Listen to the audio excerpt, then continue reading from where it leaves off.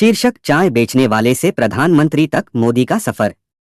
1950 में गुजरात के मेहसाणा जिले के वडनगर नामक एक छोटे से कस्बे में 17 सितंबर को एक लड़के का जन्म हुआ। इस लड़के का नाम नरेंद्र रखा गया, जो हीराबेन और दामोदर दास मोदी का चौथा बेटा था। उनका परिवार काफी साधारण था। उनके पास ज्यादा जमीन या संपत्ति नहीं थी और उनके पिता रेलवे स्टेशन पर चाय बेचकर गुजारा करते थे। उनका परिवार काफी साधारण था। उनके पास ज्यादा जमीन या संपत्ति नहीं थी और उनके पिता रेलवे स्टेशन पर चाय बेचकर गुजारा करते थे। छोटा नरेंद्र अक्सर अपने पिता की मदद करता था। एक छोटी केतली लेकर जाता और यात्रियों को गरम चाय देता था। इस शुरुआती अनुभव ने उन्हें सिखाया कि लोगों से कैसे जुड़ना है और उन्हें कैसे समझना है। स्कूल में नरेंद्र एक अच्छे छात्र थे, खासकर इतिहास और राजनीति में रुचि रखते थे। उनका एक उल्लेखनीय प्रदर्शन स्वतंत्रता संग्राम पर आधारित एक नाटक में था, जिसमें उन्होंने स्वामी विवेकानंद की भूमिका निभाई थी। इसके बाद उन्होंने अपने दोस्तों से कहा, मैं स्वामी विवेकानंद की तरह देश के लिए कुछ करूंगा। जैसे जैसे वे बड़े हुए, नरेंद्र की राष्ट्रीय स्वयंसेवक संघ (RSS) में रुचि बढ़ती गई।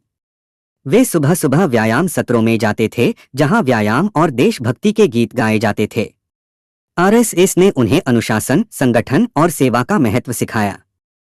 बचपन में जीवन आसान नहीं था। परिवार बड़ा था और पैसों की तंगी थी, लेकिन नरेंद्र का मानना था कि संघर्षों ने उन्हें और मजबूत बनाया। अपनी युवावस्था में उन्होंने हिमालय की यात्रा की, साधुओं से मिले और ज्ञान प्राप्त किया, फिर समाज सेवा पर ध्यान केंद्रित किया। RSS से जुड़ाव के कारण नरेंद्र अंततः भारतीय जनता पार्टी (भाजपा) में शामिल हो गए, जहां उन्होंने संगठन को मजबूत करने के लिए कड़ी मेहनत की। हालांकि शुरुआत में किसी का ध्यान नहीं गया, लेकिन उनकी योजनाओं और कड़ी मेहनत ने लोगों का ध्यान आकर्षित किया और वे एक विश्वसनीय नेता बन गए।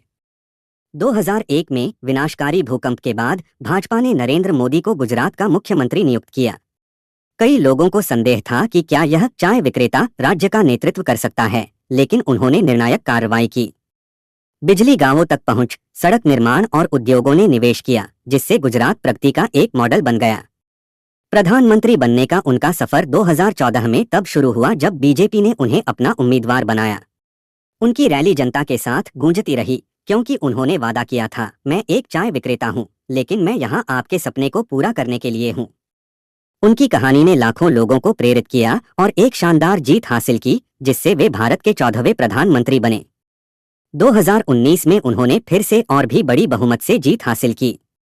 नरेंद्र मोदी की ये कहानी सिखाती है कि गरीबी कोई बाधा नहीं है। अनुशासन और कड़ी मेहनत से किसी भी चुनौती को पार किया जा सकता है। अगर वीडियो अच्छा लगा हो तो लाइक एंड सब्सक्राइब जरूर करें।